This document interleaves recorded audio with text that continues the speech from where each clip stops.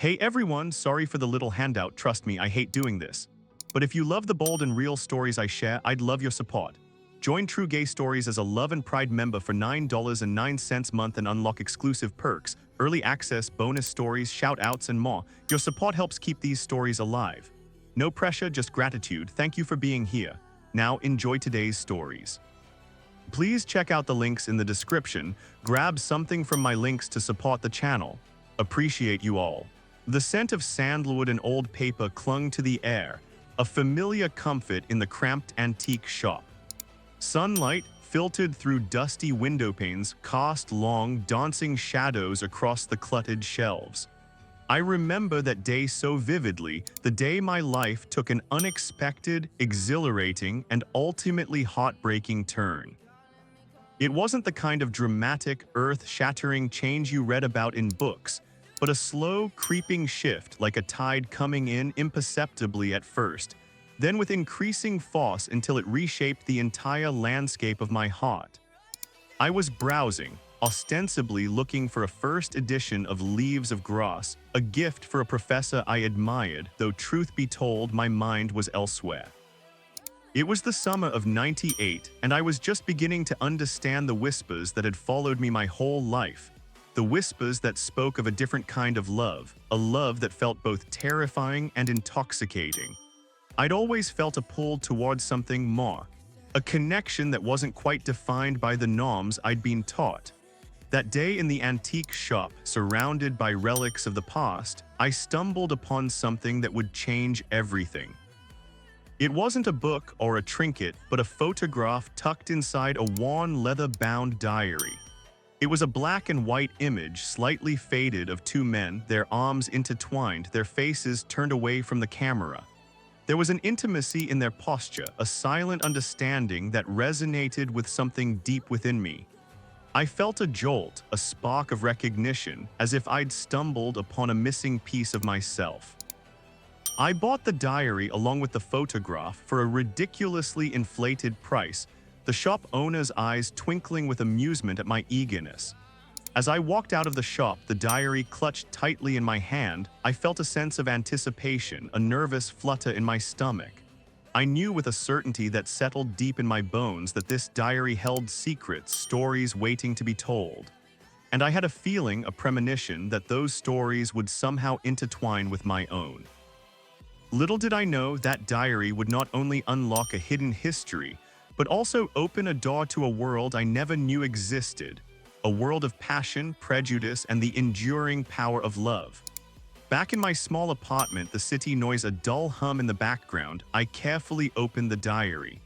The leather was soft and supple, worn smooth with age, and the pages within were filled with a delicate, spidery script.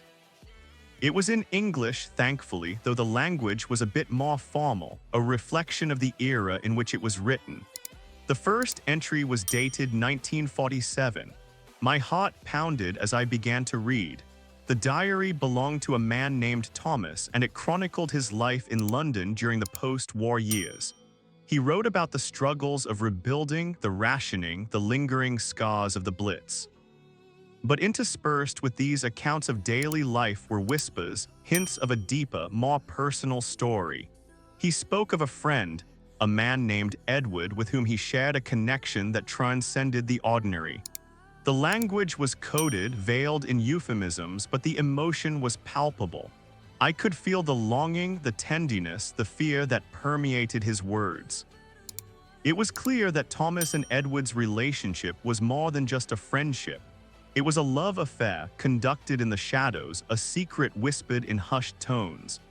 As I read, I felt a strange sense of kinship with Thomas, a connection across decades. His words resonated with me, echoing the feelings I had been struggling to articulate for so long. He wrote about the joy of stolen moments, the thrill of a shared glance across a crowded room, the comfort of holding hands in the darkness. He also wrote about the fear, the constant fear of discovery, the social stigma, the legal repercussions that loomed over their heads.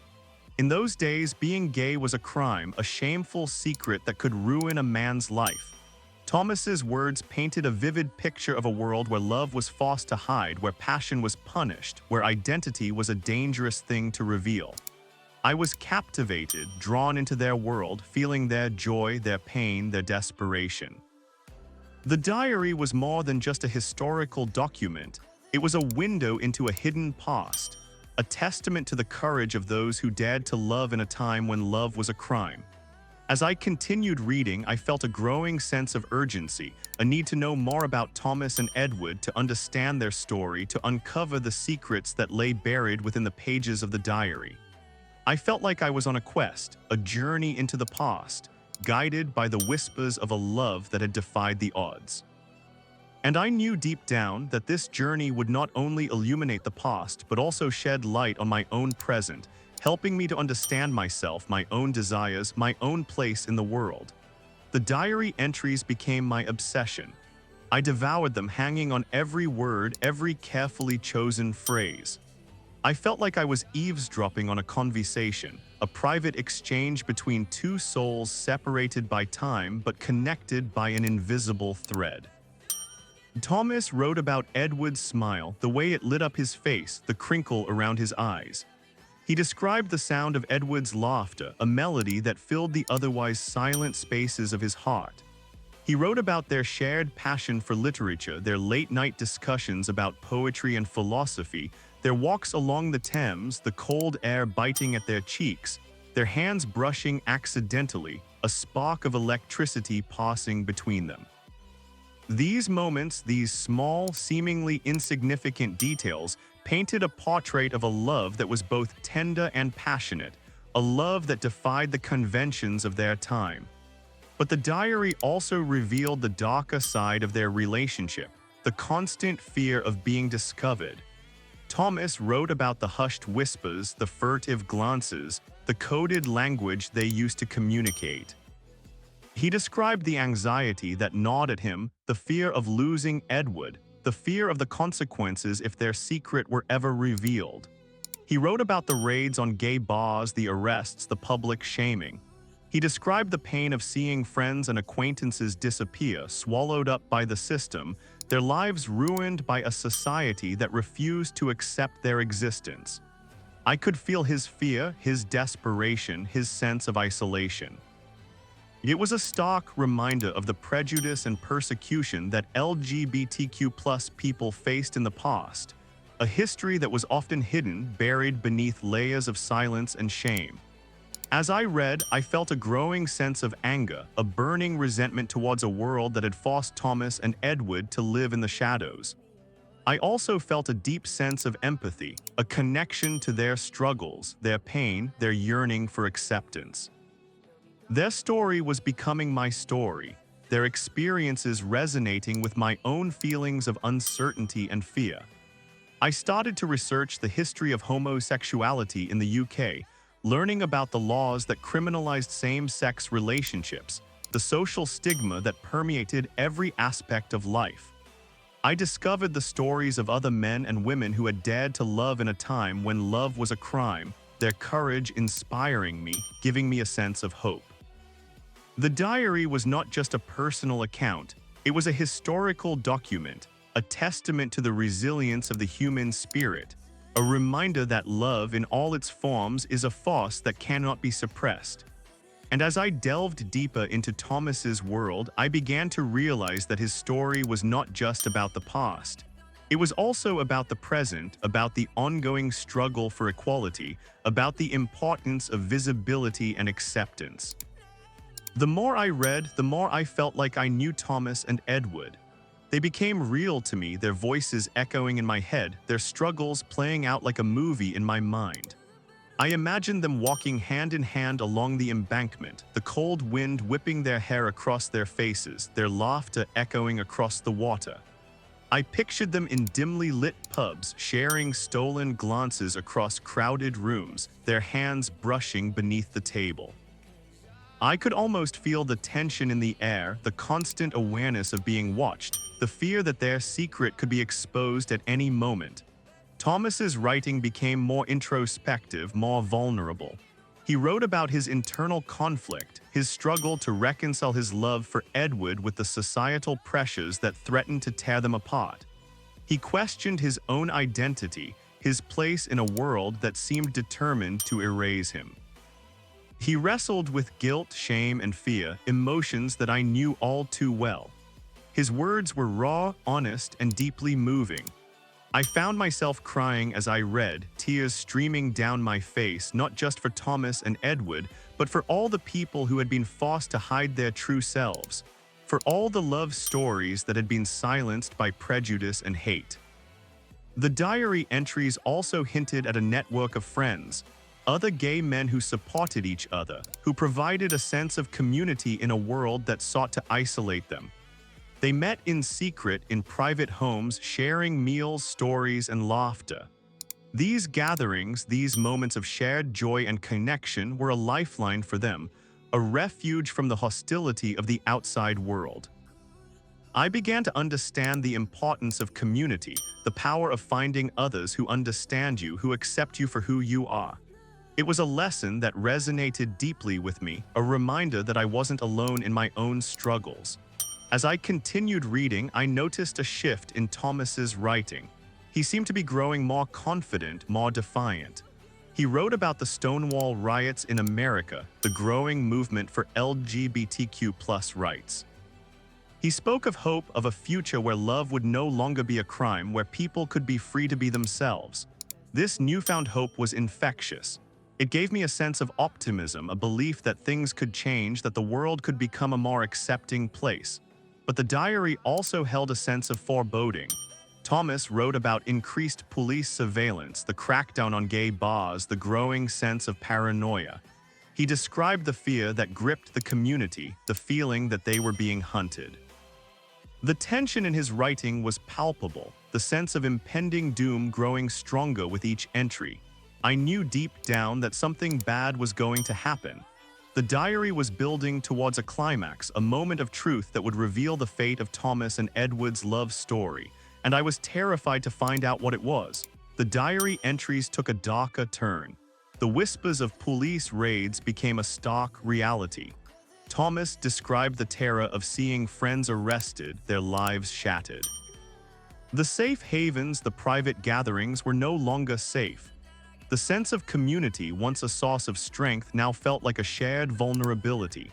Paranoia permeated every interaction, every shared glance. Trust became a luxury they could no longer afford. Thomas wrote about the fear that Edward would be targeted, the dread that gripped him every time Edward left the house. He recounted sleepless nights, his mind racing with worst-case scenarios, his heart pounding in his chest. He described the constant feeling of being watched, the sense that their secret was about to be exposed. The joy that had once filled his words was replaced by a gnawing anxiety, a sense of impending doom. He wrote about the toll the constant fear was taking on their relationship, the strain it placed on their love. The stolen moments became fewer, the shared laughter less frequent. The shadow of fear hung over them, threatening to extinguish the flame of their love. I felt his pain, his desperation, his sense of helplessness. I could imagine the fear in his eyes, the tremor in his voice. I felt like I was living through it with him, experiencing the same terror, the same sense of loss. The entries became shorter, more fragmented, reflecting the chaos and uncertainty of their lives. Thomas wrote about the growing sense of desperation, the feeling that they were running out of time. He spoke of a plan, a way to escape, to find a place where they could be free to love without fear. But the plan was fraught with danger, a desperate gamble that could either save them or destroy them.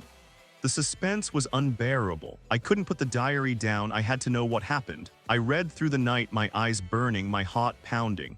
The final entry was short, cryptic, and chilling. It simply said, "We're taking the train tomorrow, pray for us."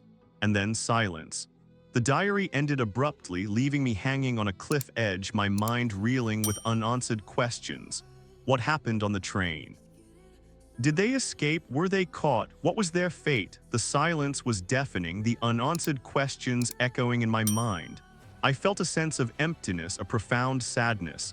I had become so invested in their story, so connected to their lives, that the sudden ending felt like a personal loss. I closed the diary, my hands trembling. I knew I couldn't leave it there. I had to know what happened to Thomas and Edward. I had to find out the end of their story. I felt a sense of responsibility, a need to give them a voice, to ensure that their love, their struggle, their sacrifice was not forgotten. The abrupt ending of the diary left me in a state of turmoil. I felt a profound sense of loss, as if I had lost two friends I had never met. The unanswered questions gnawed at me, the silence of the final entry echoing in my mind. I couldn't shake the feeling that I had to know what happened to Thomas and Edward. Their story had become a part of me, their struggles, their hopes, their fears, now interwoven with my own. I knew I couldn't just leave it there unresolved. I felt a responsibility to them, a need to give their story a conclusion, to honor their love and their sacrifice. I decided to embark on a quest, a journey into the past, to find the missing pieces of their lives. My first step was to research the historical records. I spent hours poring over old newspapers, searching for any mention of Thomas or Edward, any clues that might shed light on their fate. I visited libraries, archives, and historical societies, digging through dusty documents, hoping to find a trace of their existence. It was like searching for a needle in a haystack, but I was determined to find them. I felt like a detective, piecing together fragments of information, trying to reconstruct their lives. I learned about the social climate of the 1940s and 50s, the pervasive homophobia, the legal persecution, the constant fear of exposure. I discovered the stories of other men and women who had lived in the shadows, their lives marked by secrecy and shame. These stories reinforced my sense of urgency, my need to find Thomas and Edward, to give their story a voice. I also researched the train routes from London during that period, trying to determine where they might have gone. I looked at old maps, timetables, and passenger lists, searching for any names that matched. It was a tedious process, but I was driven by a sense of hope, a belief that I could find them. I felt like I was following in their footsteps, retracing their journey, trying to connect with their lives. As I delved deeper into my research, I began to feel a connection to Thomas and Edward, a sense of kinship across the decades. I imagined them on the train, their hands clasped tightly, their hearts filled with hope and fear. I pictured them arriving in a new city, a new life, a new beginning. I clung to this image, this vision of their escape, their freedom. It gave me the strength to keep searching, to keep digging, to keep hoping.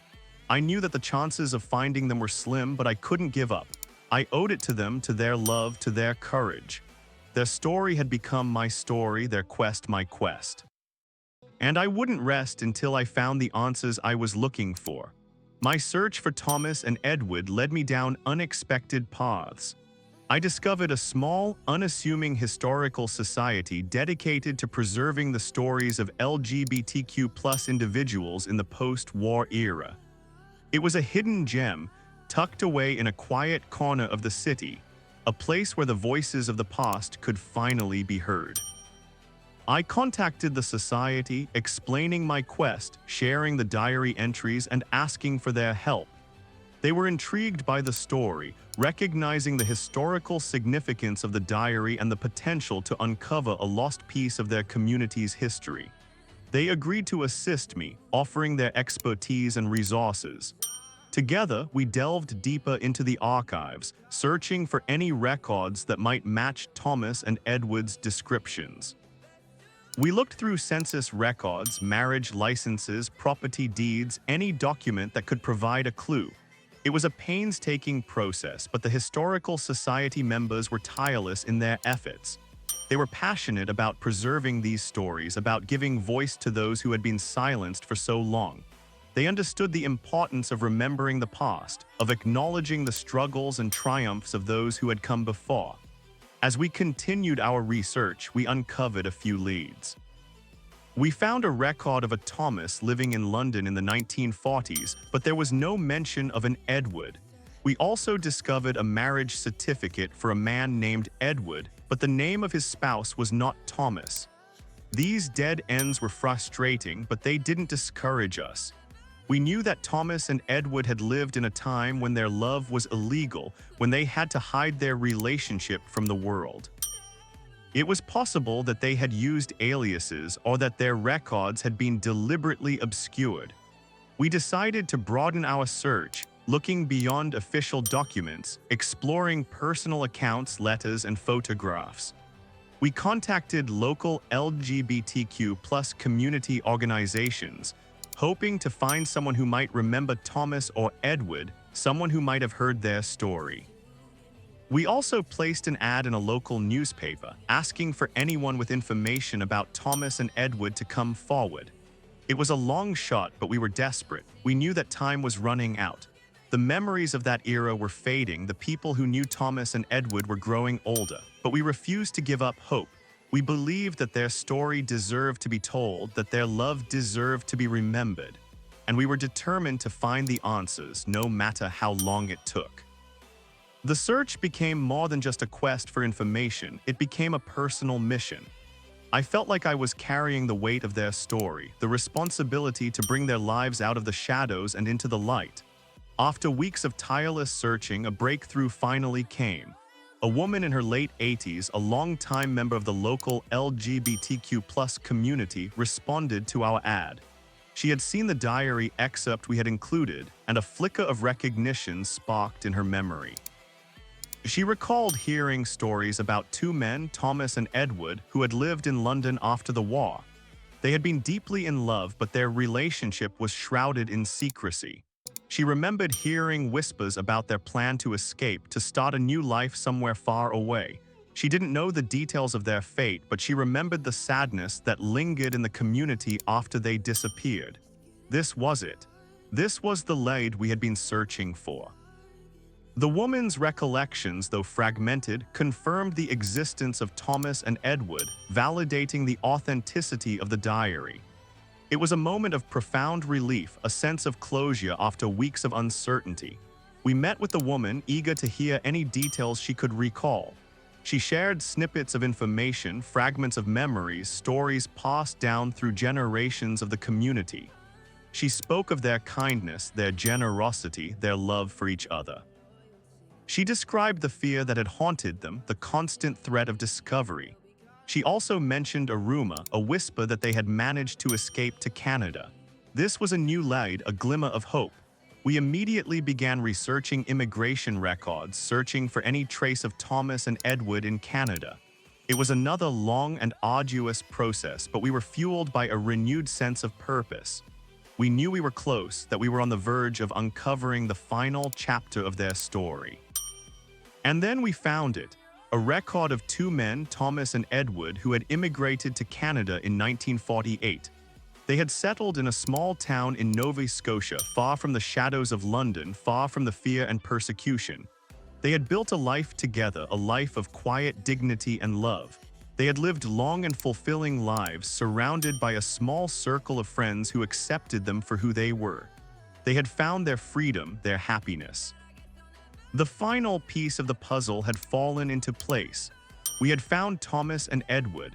Their story, their love, their struggle had finally come to light. It was a bittersweet moment. We were overjoyed to have found them, to know that they had found happiness.